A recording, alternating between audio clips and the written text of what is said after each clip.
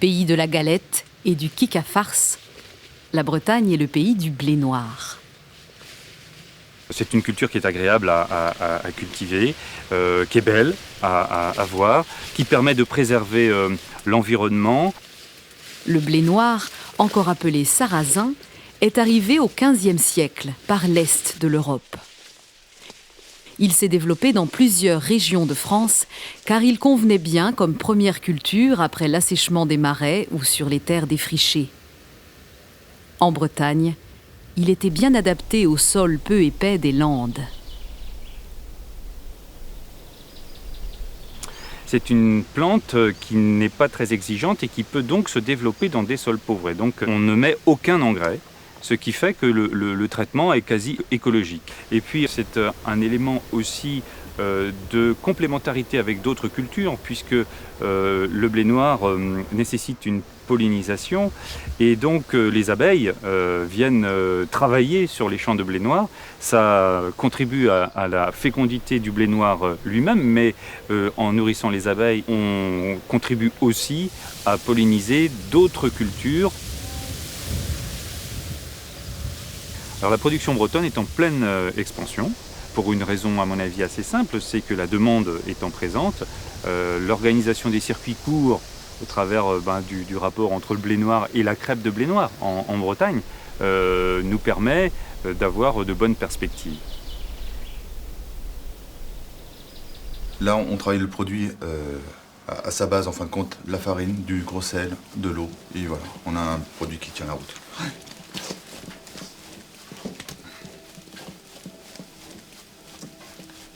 Entre le blé noir et la galette, une étape est essentielle. Celle de la transformation de la graine en farine.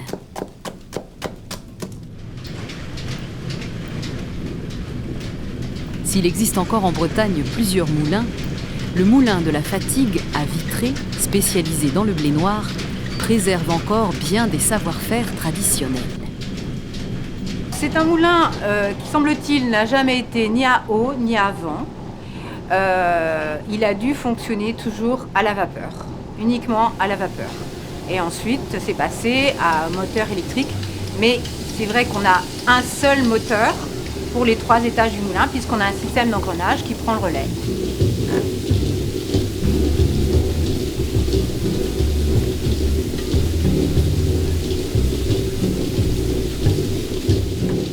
Le moulin de la Fatigue fonctionne sur 3 étages, en utilisant au mieux le principe de gravité.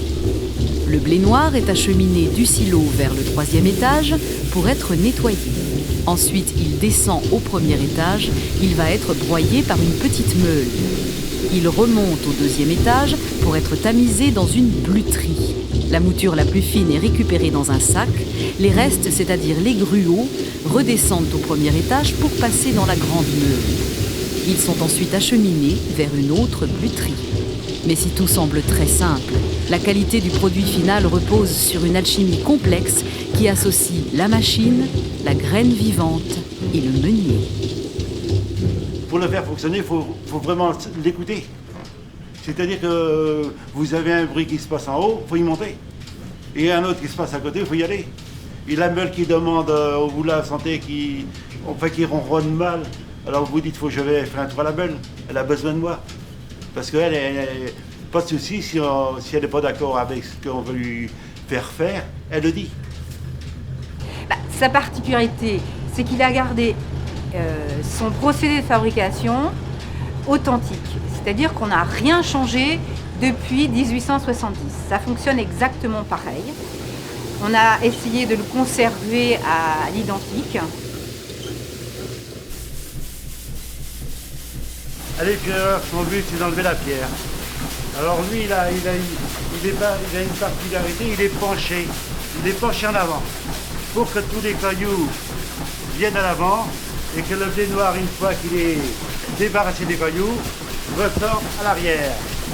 Et après, quand il est ressorti de l'arrière, il s'en va sur le brossage là, et le dépoussiérage, dans l'appareil qui se trouve en dessous. Trié, épierré, brossé et dépoussiéré, le grain propre descend dans la petite meule. Il est broyé, Il remonte ensuite vers la première bluterie qui va séparer l'amande des gruaux. Sur la bluterie, il y a le premier produit fini là, et le reste, finalement, les tamis sont plus gros de maillage et tout le produit qui s'en va vers la fin de la bluterie remonte par la chaîne à godet. De la chaîne à godet, ça retraverse par la vis sans fin et ça retourne en stockage pour aller sur la meule de convertissage ou grande meule. Par exemple, là, vous avez une mouture. Ça représente 1,5 tonne de graines hein, qu'on a passées en farine. Vous avez une première rangée. On fait toujours 2 rangées. Vous avez une première rangée qui correspond à la farine qui sort de la première bluterie. Et c'est une farine qui correspond à l'amande, au cœur de la graine. Donc c'est une farine qui est relativement blanche. Hein. Ensuite, la deuxième rangée correspond au gruau qui sort donc de cette première bluterie, qui n'est pas de la farine. Donc qui demande à être ensuite converti en farine. Donc ça va être converti sur la grande meule qui fait 1,20 m de diamètre. Et ça va être ensuite tamisé dans la deuxième bluterie. En tête de la seconde bluterie, la farine suffisamment fine part directement vers le stockage. Le reste des gruaux est récupéré dans d'autres sacs pour repasser sur la grande meule.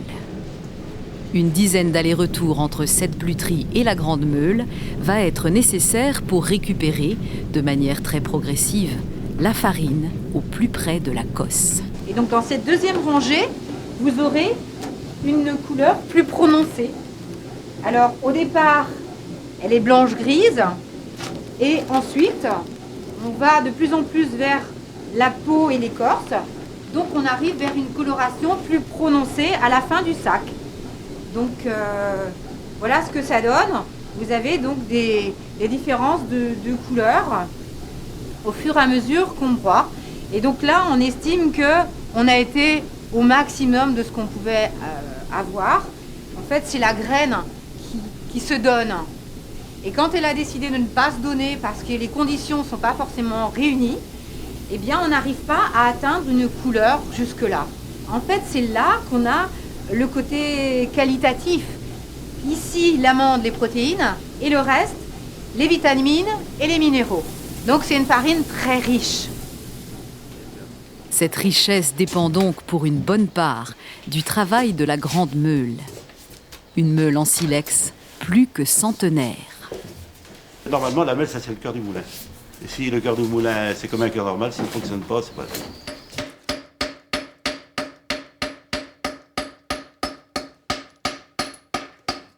Le principe de la meule, on veut quand elle a tourné 6 mois, cette partie-là, elle s'est un peu, on va dire, abaissée. Et alors, on est obligé de le refaire pour refaire cette partie-là, pour la rabaisser aussi, pour qu'on ait une surface assez importante pour lui donner de l'air, pour la jouer. Ou sans ça, après, on arriverait à ce que la meule s'échauffe de trop. Ça, le problème d'une meule qui n'est pas aérée, elle s'empâterait, elle ferait de la pâte. Voilà. Et puis mettre cette partie-là aussi, je la délimite pour ne pas reprendre la partie lisse, là, qu'on appelle de finition. Hein. Je fais ça aussi, pour que ça, c'est pas repris. Alors, il faut avoir une certaine adresse pour pouvoir ne pas frapper n'importe où. Et ça, la sortie doit être bien débouchée. Les meules de pierre tournent doucement, donc on est obligé d'attendre que le produit passe et c'est pour ça que ça nous demande autant de temps.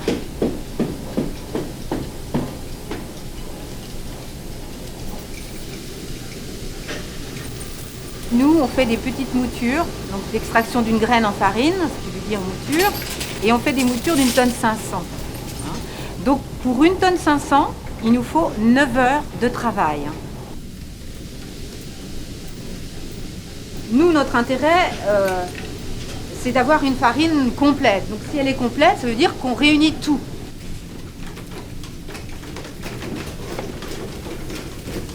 On réunit tous les produits qui ont été séparés pour obtenir un produit fini, homogène et complet. Une farine colorée et grise, une bonne farine de blé noir. à la fin, on a un produit de qualité différente. C'est-à-dire que les gens, quand ils testent, ils retrouvent le produit d'antan. Oui. Ah oui, vous le sentez bien au goût, en fin de compte. Ce blé noir bien présent. Ouais, tout à fait. C'est un produit qui n'est pas, on va dire, martyrisé, quoi. C'est vrai qu'on en prend soin, quoi. Quand il passe à la meule, c'est vrai qu'il est bien travaillé. On arrive à une farine d'une texture qui est vraiment agréable. Et on arrive à un produit avec une tenue impeccable, une couleur vraiment superbe, un peu brunâtre, alvéolée, légère. Et on a vraiment plaisir ensuite à les garnir avec tout ce qu'on peut mettre dans une galette, c'est-à-dire c'est très divers. Ouais. Pour répondre à la demande en farine de qualité, le blé noir renaît, après avoir connu le déclin dans les années 60. Il renaît parce qu'il retrouve des débouchés, mais aussi grâce à la passion d'hommes et de femmes qui le cultivent et le transforment. C'est important d'aimer son métier. Je pense que c'est important de vivre des moments agréables dans son métier. Et c'est vrai que le fait d'avoir ce rapport à la culture, parce qu'elle est saine, parce qu'elle est respectueuse de l'environnement, parce qu'elle est respectueuse des paysages, des personnes, aussi parce que c'est une culture de qualité. Il ne faut pas oublier qu'au bout du compte, il y a des gens qui se nourrissent avec cette culture. Eh bien, ça donne une dimension supplémentaire.